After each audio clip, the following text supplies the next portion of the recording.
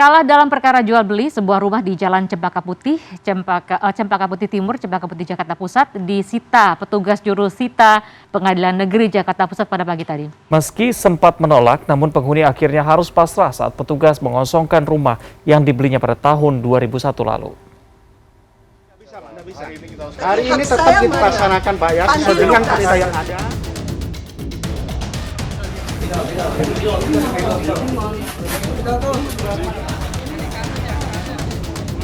Putusan Pengadilan Negeri Jakarta Pusat tanggal. Beginilah upaya penghuni rumah untuk menghalau eksekusi petugas jurusita Pengadilan Negeri Jakarta Pusat terhadap sebuah rumah di Cempaka Putih, Jakarta Pusat pada Rabu pagi. Tidak bisa, Pak, tidak bisa.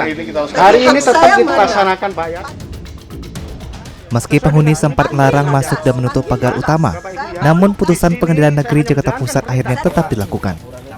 Sang penghuni Kamlamba yang mengaku telah membeli rumah sejak tahun 2001, merasa ditipu lantaran rumah dijual kembali oleh pihak pertama ke pemohon Bambang. Ya ketiganya siapa nih Bang? Yang ini, korban ini Bang atau gimana? Ya, Ibu Kamlamba pembeli rumah ini sekarang. Berarti korban ini merasa tertipu dong Bang berarti? Ya, bisa dibilang seperti itu. Ini pemohonnya siapa Bang? Pemohonnya Pak Bambang Sugiarto. Itu pemilik lama? Iya, dia yang menang di perkara perdata. Melawan pemilik lama itu? Iya. Dalam sidang gugatan di Pengadilan Negeri Jakarta Pusat, pemenangnya adalah termohon ketiga Bambang dan penghuni rumah Kamlambai kalah dalam gugatan tersebut. Usai pembacaan penetapan, eksekusi pun akhirnya dilakukan tanpa perlawanan. Gali Putra, Jakarta. Kebakaran menghanguskan belasan rumah, kos-kosan, dan pabrik tempe di Mampang, Perapatan, Jakarta Selatan, Rabu siang. Ya, sementara kebakaran lainnya terjadi di Ciamis, Jawa Barat. Sebuah pabrik triplek habis terbakar. Beruntung tidak ada ledakan hingga 4 orang pekerja selamat dari maut.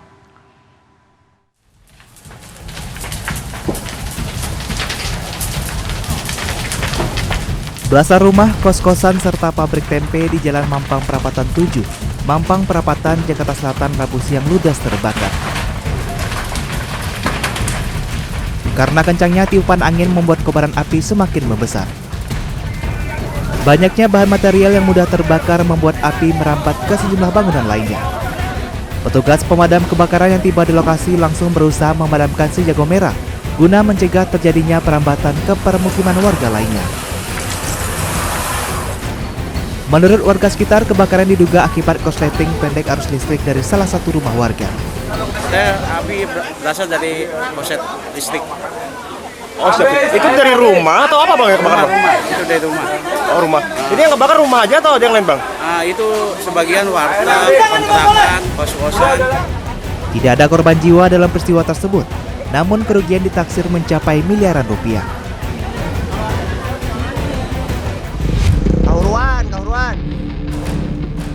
Dari Ciamis, Jawa Barat, sebuah pabrik triplek di Kecamatan Sindang Kasih terbakar hebat pada Rabu malam.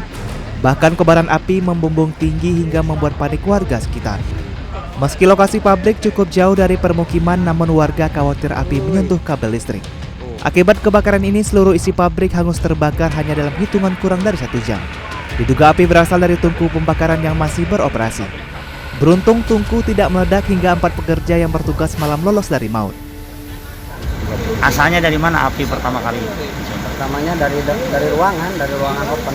Dari open berarti ya. Pekerja nggak ada yang cedera gitu kan? Oh, nggak ada. Cuma pekerja barusan lagi ada 4 orang. Proses pemadaman api melibatkan 4 kendaraan damkar dari Ciamis dan Tasikmalaya. Api yang sudah membesar membakar pabrik sempat menyulitkan pemadaman. Tim Liputan CNN Indonesia.